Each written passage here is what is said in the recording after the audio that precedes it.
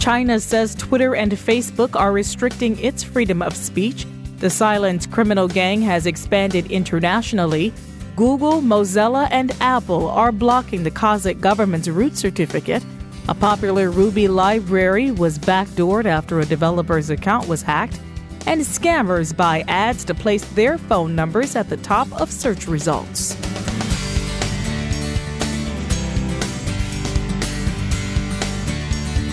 It's time to take a moment to tell you about our sponsor, Recorded Future. If you haven't already done so, take a look at Recorded Future's Cyber Daily. We look at it, the CyberWire staff subscribes and consults it daily. The web is rich with indicators and warnings, but it's nearly impossible to collect them by eyeballing the internet yourself, no matter how many analysts you might have on staff. And we're betting that however many you haven't got enough. Recorded Future does the hard work for you by automatically collecting and organizing the entire web to identify new vulnerabilities and emerging threat indicators. Sign up for the Cyber Daily email to get the top trending technical indicators crossing the web, cyber news, targeted industries, threat actors, exploited vulnerabilities, malware, suspicious IP addresses, and much more. Subscribe today and stay ahead of the cyber attacks. Go to recordedfuture.com/cyberwire to subscribe for free threat intelligence updates from Recorded Future. That's recordedfuture.com/cyberwire.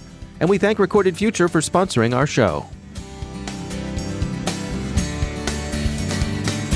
Funding for this CyberWire podcast is made possible in part by BugCrowd, connecting organizations with the top security researchers, pen testers, and white hat hackers in the world to identify 10 times more vulnerabilities than scanners or traditional pen tests. Learn more about how their award-winning platform provides actionable insights like remediation advice to help fix faster, while methodology-driven assessments ensure compliance needs are met at bugcrowd.com. From the CyberWire studios at Data Tribe, I'm Tamika Smith, sitting in for Dave Bittner with your CyberWire summary for Wednesday, August 21st, 2019. Beijing has come out with a forthright defense of freedom of speech, sort of, after Twitter and Facebook on Monday took down accounts they determined were conducting information operations against the ongoing protests in Hong Kong, and after Twitter changed its advertising policy to no longer accept paid advertising from state-controlled media, China's government protested the company's actions. The country's foreign ministry spokesman said the victims here were not the intelligence services of the Chinese government, but rather expatriate Chinese who were expressing their patriotic outrage over the discreditable misbehavior of people in Hong Kong. And it's not just those patriotic expatriates. China's government says that it also has a, quote, right to tell its story. With a chutzpah that almost inspires a kind of admiration, Chinese authorities are said to have pointed out the fact that both Twitter and Facebook are blocked in China as evidence of spontaneous patriotism in the Chinese diaspora. Singapore-headquartered security firm Group IB has published a follow-up report on Silence, the Russian-speaking criminal gang they've tracked for the last 3 years. Silence initially displayed poor OPSEC and was confined to a limited range of mostly Russian targets. However, the group has now improved its security game and has expanded internationally to more than 30 countries. Their customary infection technique is phishing, beginning with a reconnaissance phase that sends bogus email delivery failure notices. Once they've compromised a bank's networks, the attackers move laterally until they've compromised the systems used to control ATMs and card processing systems. Finally, they'll have local money mules visit the compromised ATMs and withdraw large quantities of cash. The group has stolen more than $4 million between June 2016 and June 2019. Group IB also noted similarities between the Silence downloader and Flawed Amy, a remote access Trojan used by TA505. The researchers say the code overlap suggests that the same developer is behind both pieces of malware, although they maintain that the two criminal groups are acting separately. According to Motherboard, Google, Mozilla, and Apple said on Wednesday that their browsers would block a root certificate issued by the Kazakhstan government to surveil citizens' internet traffic. Kazakhstan's attempt to force its citizens to download the certificate was apparently canceled earlier this month, with the government characterizing the move as a test. But Mozilla told Engadget in a statement, quote, "While the government's test has apparently ended, The mechanisms it can use to spy on the web traffic are still in place, and some users may still have this malicious certificate installed. We aren't waiting for the vulnerability to be exploited again in order to fix it, end quote. As data privacy and rights take center stage in many countries, feelings around protecting data is reemerging as another point for conversation. A new online survey by Palo Alto Networks and YouGov delves into how people feel about protecting their information. To sum it up in one word, confused. Here to talk more about these findings is Rick Howard. He's the Chief Security Officer at Palo Alto Networks. Hi, Rick. Thanks for helping us shed some light on this topic. Thanks, Tamika. I'm glad to be here. All right, so let's pull back the layer when you say confused. To be clear, you surveyed people from several countries. So let's start with the U.S. What are Americans feeling when it comes to being safe online? Yeah, it's a great question. And we were interested in something very specific here, right? With all of the advanced attacks these days conducted by criminals and hacktivists and commercial and nation state spies, and what seems to be a continuous low-level cyber conflict between nation states, how are the victims of these attacks, the humans, coping? Are they receiving the training they need to be successful in this endeavor? That was the reason we commissioned this survey. For the Americas, right, 62% of Americans feel they should be responsible for the security of their own personal information, but only 24% admitted to having a rudimentary security process in place to help them. Well, not only did you break it down that way, you also looked at other categories, right? For me, willingness to learn is the one that actually stood out. Can you talk a little bit more about the practicality of that being the foundation? Yeah, I think that's really interesting that the normal employee or user of the systems want to learn how to be better at this, right?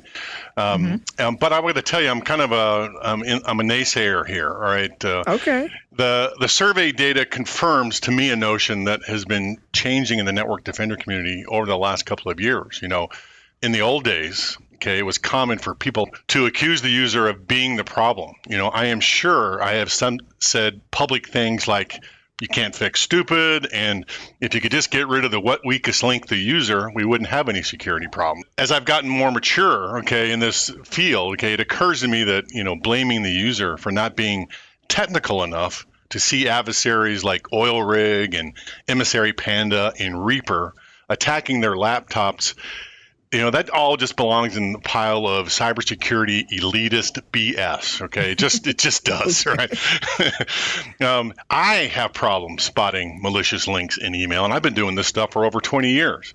But the community has been expecting the grandmas of the world to know enough to spot these advanced attacks. In hindsight, you know, that's just laughable. And the tech community has not made it easy for the general purpose internet user to navigate these obstacles either. You know, the tools we have for security are advanced and they work fairly well, but they're not designed for grandma to use. You know, they're designed for cybersecurity professionals. This problem is on us, the network defender community, for not protecting grandma from the attacks in the first place. Okay, so staying on that point, then what should the professionals be doing in order to protect someone like grandma? Well, they should be doing the things they know they should be doing, but, you know, it's typical for us to, if a bad guy is successful, to blame the victim for doing something stupid. And I just don't think that's viable anymore. Like I said, we can help grandma be more secure in her personal life, right? But really, if that bad guys get through, it's on the security community, not the user. Okay, so when we're talking about the security community, we're talking about not only about professionals, humans, but also AI. And you also did a study that looks at other countries. So let's look at other countries, including Brazil and Canada. You polled them and about their feelings toward online security and it being handled by AI or humans. So who do they prefer? I really like the Europeans' answer to this, right? The Canadians and the Brazilians are pretty standard, but the Europeans, 26% of them said they would prefer to have automation handle their security protection, right? And what's really interesting about that is we have reached the stage now in the cybersecurity community where machine learning techniques are really useful in the cybersecurity domain. And the reason it is it's become possible for organizations to store large amounts of data, you know, mostly in the cloud somewhere. And you really can't do machine learning algorithms unless you have piles and piles of data. I'm talking about petabytes of data. And these machine learning algorithms work specifically well in very specific cases in the security domain, like, for example, finding malicious files. When you talk about comfortability and trust, in cybersecurity is relative to the user, right? Whether you prefer AI because it's communicating to technology in a way a human can't, and can secure systems more effectively, or the feeling that a human would have more empathy. Can you talk a little bit about that idea of trust? Yeah, and I think the community is slowly coming around to this, right? And, 10, 15 years ago, we relied on humans to react to the attacks coming against our organizations. But what we've noticed in the last 10 years is bad guys have automated their own attacks. All right. And so if you're going to use humans to respond to that, you are always going to be behind. I had an old boss of mine that says, we're bringing humans to a software fight, which we will lose every single time. We have to get comfortable as a community, trusting the automation that we have in place to handle those incidents in order to stop them. It's about bringing the right gun to the gunfight, basically. Yeah, it's right. At least we got to bring software to the software fight. Okay. Okay. So that's Rick Howard. He's the Chief Security Officer at Palo Alto. You can find him tweeting at RaceBannon99.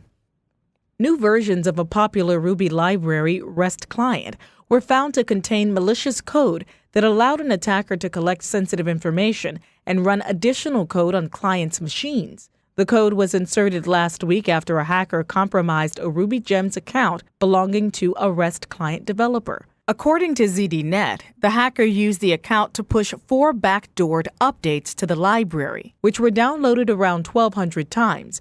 The attacker's goal seems to have been cryptocurrency mining. The malicious versions of REST client have since been removed from RubyGems. A quick note about the CyberWire's 6th annual Women in Cybersecurity reception. We'll be at the International Spy Museum's new facility at L'Enfant Plaza in Washington, D.C. on October 24th. It's a networking reception that highlights and celebrates the value and successes of women in the cybersecurity industry. The event brings together leaders from the private sector, academia, and government from across the region, and women at varying points in their careers. It's not a marketing event. It's just about creating connections. If you're interested in getting an invitation to this year's event, go to thecyberwire.com/WCS. A very limited number of sponsorship opportunities remain, so please let us know if you're interested in one of those too. And finally, scammers are gaming search engine results to display their own phone numbers at the top of search results. The searches they're gaming are for customer support lines belonging to well-known brands. Since paid ads appear up near the top of search results, people looking for a phone number can be fooled into choosing the wrong result. Voice assistants have proven particularly vulnerable to this form of deception, since they automatically choose which number to call and provide no visual frame of reference for the user. Paying for the ad seems to make economic sense for the criminals, since they get a solid return on their marketing investment. And in this case, the scammer's not calling you. You're calling the scammer.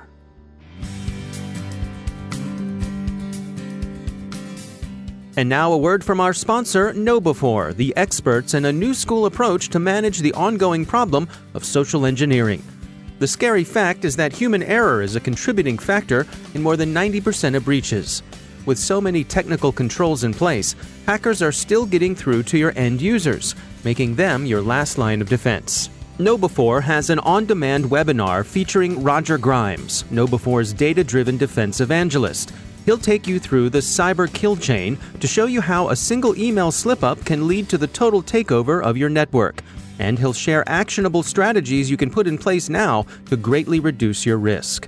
Go to knowbe4.com/cyberkillchain and watch the free webinar. That's knowbe4.com/cyberkillchain. And our thanks to KnowBe4 for sponsoring our show.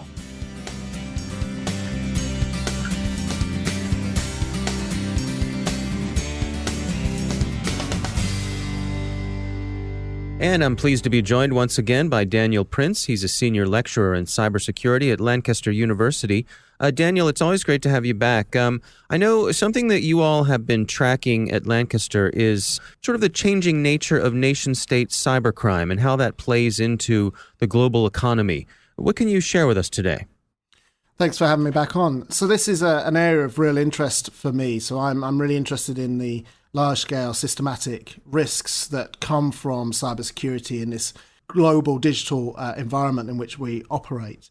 The trend really is for increasing connectivity, hyperconnectivity of everything from the financial services sector all the way through to our things like industrial control systems, physical process control. And that's changing really the nature in which criminals operate, but also changing the way in which nation states are operating. And we've seen a real rise in what's been variously termed as hybrid war, ambiguous war, grey zone conflict, where the nation states are actually able to operate within the uncertain boundaries of a globalized, hyper-connected environment. And so we see things like the Bank of Bangladesh heist, which has been was an attack against the central bank and reportedly conducted by a nation state in order to fund internal activities within that nation state, particularly around their military program. Now, there are various conversations around that about how true or not that is, but that kind of concept that now a nation state is performing what would have traditionally been seen as a criminal act in order to fund nation-state activities is quite an interesting and emergent of global politics within a digital environment. It's interesting the possibilities that it opens up because, you imagine a nation sending in a group of folks under the cover of darkness to pull off a bank heist. The physical world, well, this is a different thing. It's a different plausible deniability, I suppose. Well, and this is where the ambiguous nature comes in. As we all know, it can be very hard to attribute actions to individual groups, individuals, or even nation states. And it's that ambiguity that drives the uncertainty within the political dimension that we're seeing. And also, it's the lack of physicality, as you rightly point out. If I was going to rob a whole load of gold, steal a whole load of gold from somewhere, there's only so much that I can steal. There's only so much I can put in a van for a given size of van and a given number of people. And there's only so many places I could take it to, and there's only so fast I can travel.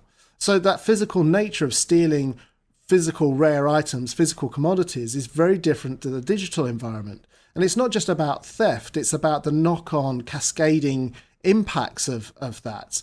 And so understanding those and how the act of that theft may have real far-reaching implications that we're not necessarily aware of that become systemic risk issues in the future. It also strikes me that there's a reticence from leaders of nation states, perhaps acting in their own self-interest, to draw lines in the sand, to say that we're not going to do these sorts of things. They've left a lot of that fuzzy and, as you say, ambiguous. Well, we've seen certainly recently nation states coming out and actually exercising some of that cyber power, that cyber influence, and actually directly attacking as part of a political influence process. And that, again, has real world kind of implications on politics. And one of the concerns is really around that global infrastructure. Particularly in the West, we have this kind of very liberal view of the internet as something that is open and connected. But we're starting to see, as that infrastructure becomes much more critical to nation-state economy, nation-state prosperity, and civilian lives, that the nation-state governments are starting to go, well, how do we control this much more? The interesting point here is that most nation-state governments are really interested in borders and boundaries and how they control the flow across that. There's certainly the big concern that I have is the kind of the balkanization of the internet, the breaking up so that actually the perimeters of the internet for the prosperity of the nation start to be much more policed, as we've seen in some other nation states. All right. Well, Daniel Prince, thanks for joining us. And that's the Cyberwire. Thanks to all of our sponsors for making the Cyberwire possible, especially our supporting sponsor, Observit, the leading insider threat management platform. Learn more at observit.com. For links to all the stories mentioned in today's podcast, Check out our daily news brief at thecyberwire.com. The Cyberwire podcast is proudly produced in Maryland out of the startup studios of Data Tribe, where they're co-building the next generation of cybersecurity teams in technology. Our amazing Cyberwire team is Stefan Vaziri, Dave Bittner, Kelsey Bond, Tim Nodar, Joe Kerrigan, Carol Terrio, Nick Felicki, Bennett Moe, Chris Russell, John Petrick, Jennifer Iben, Peter Kilpie, and I'm Tamika Smith. Thanks for listening. We'll see you tomorrow.